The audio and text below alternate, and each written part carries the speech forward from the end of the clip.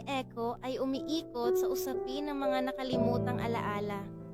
Kung sino ba talaga ako sa mundong kasalukuyan kong ginagalawan at higit sa lahat, sa mga taong itinuturing kong pinakamahalaga sa aking buhay.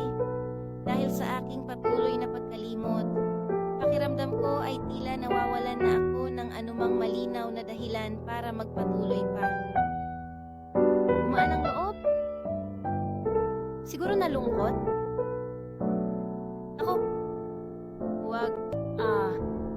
Ang dami kong hindi alam. At gayon pa man, ang maliwanag na iyon, tinatawag ako nito. Ang pangalan ko ay Sir Jonathan G. Kakaiba ang baybay ni Jonathan. Kasama ang isang G ako. Hindi ko alam kung ano ang pangalan mo. John Watson. Tawagin mo akong Watson. John Watson. Magandang araw. Ako po si John. Oo, May diamante ka. Ginagawa ba? ibig sabihin kasal na tayo ngayon. Ayan. Hala, naku naman po. Hindi pa ako nakahawak sa ibang tao dati, pero kung gusto mo ako, Teka, hindi mo ba ako hinawakan kanina? hindi ko pa naranasan ang Buhay siya. Nasa loob.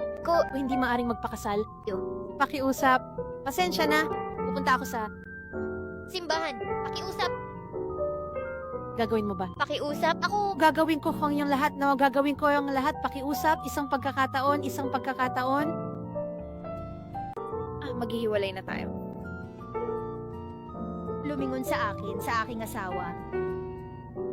Shauna Watson, ngayong kasal na tayo. Paano mo gustong gawin ko? Ano ang dapat kong itawag sa'yo? Mayroon ka bang gustong salitang gamitin para mabanggit ka? Ikaw, pwede mo akong tawagin mong aking perlas. Ikaw ba ang perlas ko? Ikaw ba ang aking perlas? Ikaw ba ang aking perlas? Ano ba yan? Sige, ang perlas ko. Mula ngayon, ikaw ay makikilala bilang aking perlas. May tatawag sa akin. Kumusta? Kasama ko ang asawa ko. Kung saan mo iniwan ang asawa mo, nandoon kami. Oo, babalik ako. Kasama mo ba yung naka-hot pink? Oo, kasama ako sa mainit. Ako. Kasama mo yung hot pink. Sinusubukan niyang agawin ang asawa mo. Ano? Mabilis, papunta na ako. Mabilis. Naglalandian sila. Ang lapit ng mga mukha nila sa isa't isa. Nandito ang asawa mo at may gagawin akong napakasamang bagay sa kanya kapag hindi mo siya sinundo. Bitiwan mo na ang kamay ng aking asawa. At simula ngayon, magiging matapang na ako. Ilabas ang aking kamay. Asawa ko ganito ang... Ganun ba talaga iyon? Doon kami pumunta. Perlas ko, nasaktan ka ba? Oo, ikaw nga. Kaya, Napaka nakakaantig at malalim sa damdamin. pakiusap, lumayo po muna kayo sa akin. Nang kaunti. Itong mga perlas. Okay, opisyal na tayo. Ikaw na ngayon ang aking... Ako, Makikipagkalakalan sa'yo. ikaw ang baka ko. Ikaw ay ang baka ko. Ang itlog ko. At ang melon ko. Mukhang natapos na rin namin ang aming kasal. Jonathan, Ako, ginawa ito. Huza. Shh! dahil ba sa party? Napakasama. Ako talagang tao. Sandali, out ko muna ang party. Kasal na kami. Sinubukan niya akong hawakan. Huwag mo siyang hawakan. Siya ang aking asawa, aking sinta perlas. Sinasaktan ka ba niya? Jonathan. Pwede ba? Hindi ba pwede ka? Dahil sa empatiya. Alam mo? Empatiya, gets ko. Parang gusto ko siyang intindihin. At ayun, palabas na kami. Hinahayaan niya akong magsalita paminsan-minsan. Ano? Ako, Hayaan kang magsalita palagi. tara na. Magsalita ka. Ayoko ng empatiya mo. Ano po yun? Teka, Dapat mong linisin ito. Hindi pagkakaunawaan. Mahalaga ang pagsang-ayon. Mahalaga ang pagsang-ayon. Hindi, halika. bumalik, Reyna. Hindi mali ang pagkakaintindi mo sa akin. Pagsang-ayon. Pagsang-ayon. Ito ay pagsangay. Ito ay may pagsang-ayon. Parang hinahangaan kita, ganda. Hinahangaan kita. Ako si Maria. Na huwag mo akong tingnan. Gusto mo bang kunin? Mag-recruit? Dapat talaga silang maghiwalay ngayon. Sila Ay magkakahiwalay. Pakiusap po sa inyo. Itutuloy ko. At sasali ako sa kanila. Ilalabas ko ang asawa mo. Saan? Sikreto lang yan. Bakit ba ito sikreto? Bakit mo pa ako tinawagan kung sikreto naman? Diyos ko. Ano ang nangyayari? Ako lang, natatakot lang ako na baka hindi na niya ako gugustuhin gumaling paminsan. Napakaraming positibong katangian.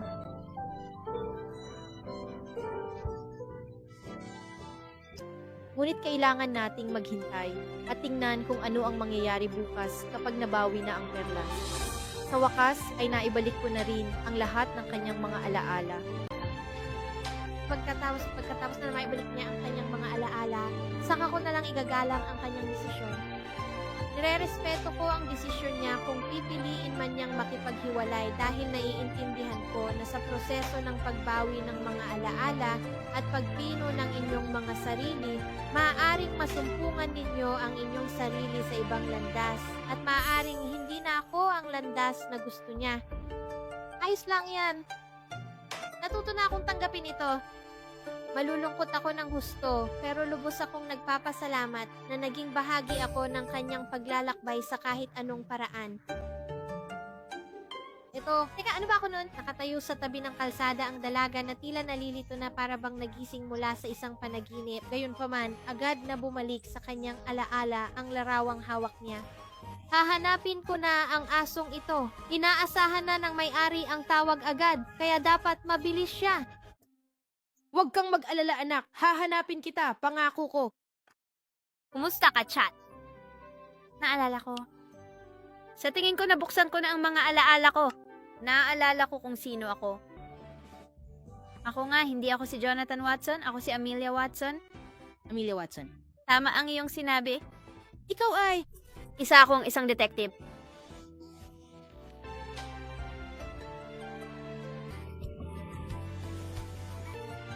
aking mahal kong sinta na perlas, kumusta? Ako ang iyong perlas? Nabalitaan kong meron ka, naibalik mo na ang iyong mga alaala. Oh, at sino ka naman nga pala? Wala lang.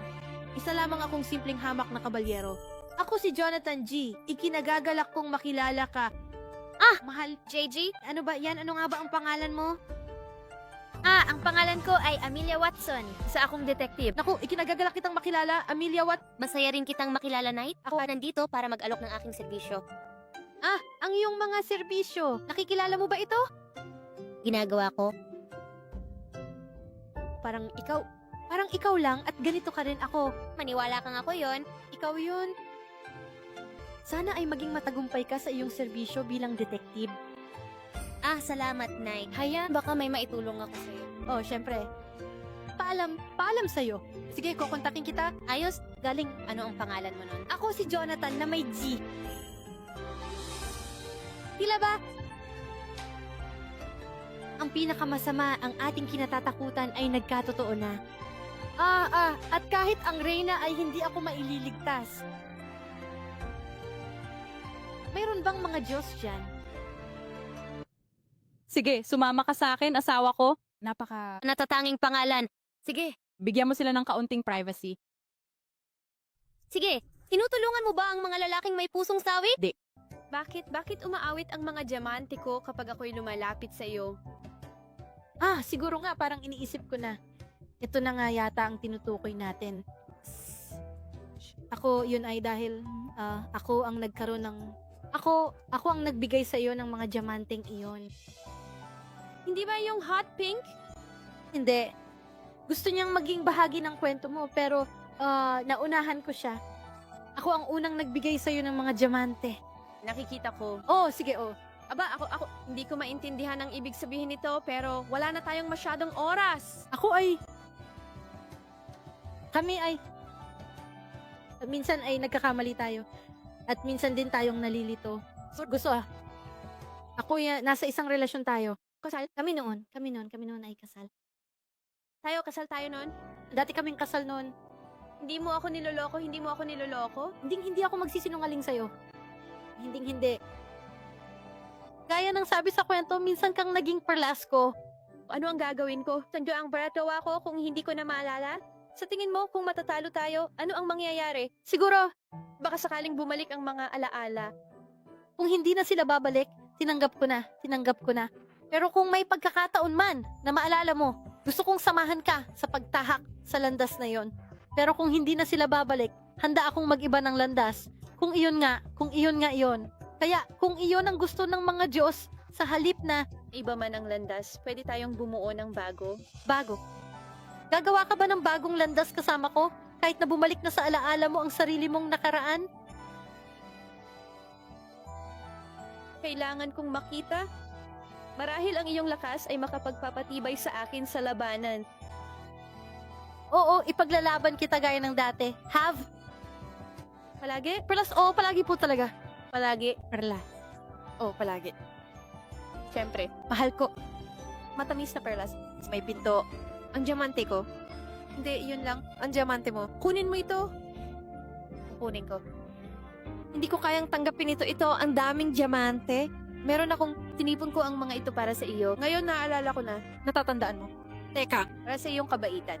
hayaan mong ibigay ko sa iyo. Oh, pati na rin ang mga bagay-bagay. Mga diamante o... Pero kahit na nagbahagi tayo ng magagandang alaala, Oh. Ito ba ay... naniniwala akong dapat pa rin natin itong ingatan bilang isang mahalagang alaala sa ating mga puso. Mahal na alaala. Dito na ba tayo maghihiwalay, aking perlas? Sandali lang pero lagi tayong magkasama. Oh, dito sa ganito, dito sa ganito. Sandali, mundo sa mundong ito. At sa sandaling ito. Natutuwa akong nabuhay sa mundong ito kung saan ikaw ay... Aking matamis na perlas. Sabay tayong maglakad pasulong. Sama-sama kung gayon, magkasama sa mga bagong landas, sa isang bagong paglalakbay. Bagong lakbay. Oo. Panatilin. Pumunta ka, magpalitrato ka kay Pearl, aking perlas. Kung maaari akong humingi ng meron ka litrato. Para sa isang litrato bago tayo umalis. Gawin natin ulit ang litrato ng kasal natin. Litrato ng kasal namin? Oo. Ang litrato ng kasal namin, isang larawan. Para sa ating dakilang paglalakbay. Paalam. Salamat sa pagsama. Ako sa paglalakbay na ito. Oo, salamat. Perlas ko, napakasaya ko na naging bahagi ako ng iyong paglalakbay, bahagi ng iyong kwento. Anong keso yung pinag-uusapan nyo? Talaga? Gustong-gusto kong basahin ang mga kwento mo.